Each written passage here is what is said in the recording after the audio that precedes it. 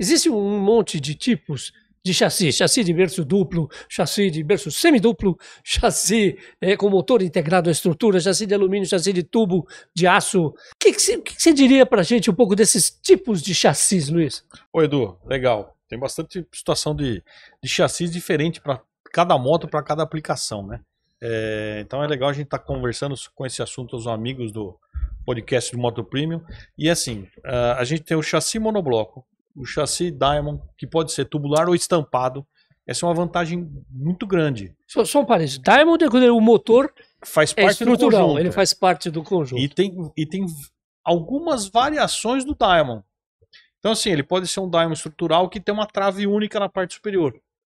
E aí o motor fica integrado, só que o motor fica mais embaixo. O motor fica meio pendurado numa viga, não é isso? Isso, é isso aí.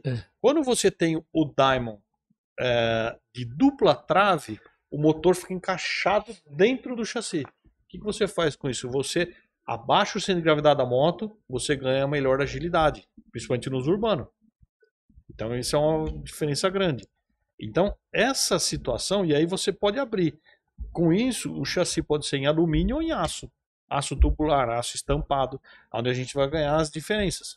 Hoje em dia está muito comum misturar, né? Soldar partes estampadas com partes tubulares soldadas, né? Que não são estampadas, são só soldadas, então os tubos. E tem conseguido bons resultados, né? Tem muita... Sim. A NC 750X, por exemplo, tem pedaços assim, né? Tem as partes estruturais, como o Tite comentou. Então o chassi ele tem que ser rígido bastante para suportar uma torção numa curva, numa frenagem, numa aceleração, sem ser muito tempo muito maleável, muito mole, porque senão o metralha de curva fica torcendo a moto, dá a impressão que a roda traseira quer passar na frente da dianteira, fica inseguro totalmente. E aí com isso você tem as partes estruturais, né, onde você tem o maior ponto de torção ou de força numa aceleração, numa curva, numa frenagem, mas, por exemplo, um aço maciço. E as partes de ligação são tubulares. Para ficar mais leve. Para ficar mais leve.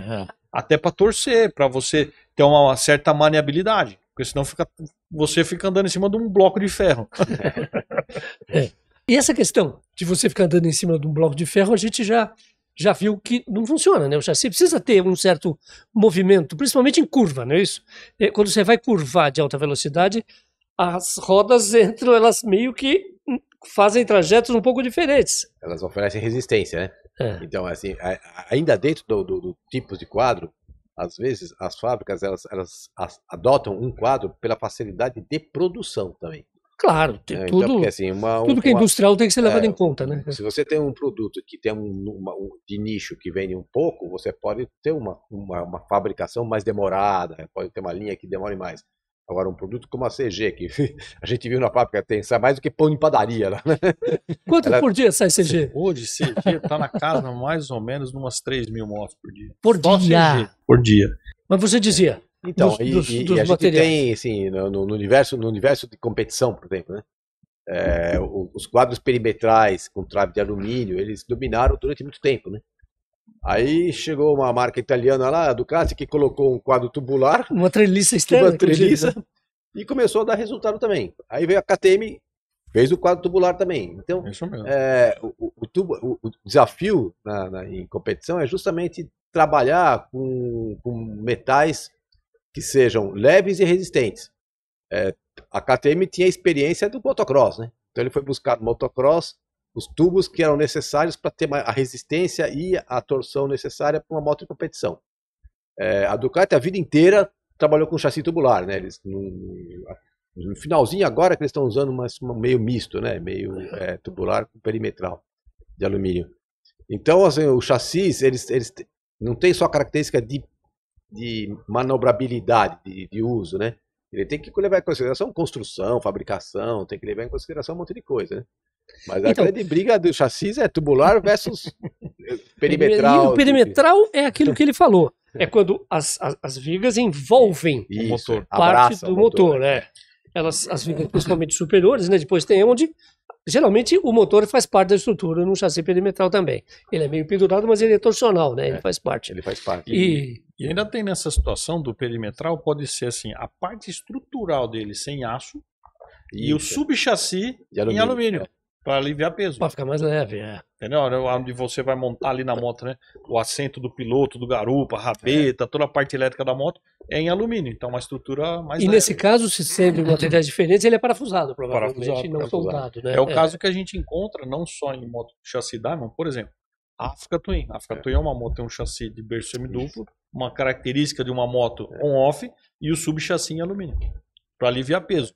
Então, agora você falou um troço interessante também. As motos voltadas ao uso misto e ao fora de estrada tendem a ter quadros, né? Vamos dizer assim, quadros mais à moda antiga. Como, por exemplo, o berço duplo, que é quando vem desde lá do canote, vem 2 tubos, passam por baixo do motor e sobem aqui atrás para ligar com a balança. Então, esse é um tipo de comportamento, de rigidez, que é mais para o uso de motocross e outras coisas fortes. Entendeu? Vale a pena explicar um pouco o berço duplo, semiduplo e o estrutural perimetral nós já falamos, mas o que é um berço semiduplo, por exemplo? É quando ele sai do lado do canote um tubo só, quando ele chega aqui na frente, na altura da saída do escape, aí sim ele se abre em 2 tubos e vem por baixo do motor. Muito usado em moto de uso misto, né? Sim. Essa moto usa, não usa? Isso, a Saara utiliza, a Tornado, a Bros, toda a linha on-off da Honda usa esse tipo de chassi. Por quê? Além dele ter uma rigidez maior para o uso off-road, que tem muita torção, muito buraco, ainda os tubos inferiores servem para proteger a parte inferior do motor. Para não pegar uma pedra, um pedaço de madeira para furar o carcaço do motor, o bloco, assim por diante. Então ajuda a proteger o motor também. Que é uma função interessante, passar por baixo para proteger no caso de impacto, né? E geralmente tem uma placa que já vai também ali, que é para Para proteger mais ainda no caso de uma pedra bicuda, por exemplo, que passa no meio. Imagina, você tá lá na Serra da Canastra, leva uma pedrada no kart e ele começa a vazar. Né? E acontece, né? Porque a roda dianteira vai jogando pedra. Né? Vai jogando pedra. E a pedra vai bater bem ali no kart, bem ali no motor.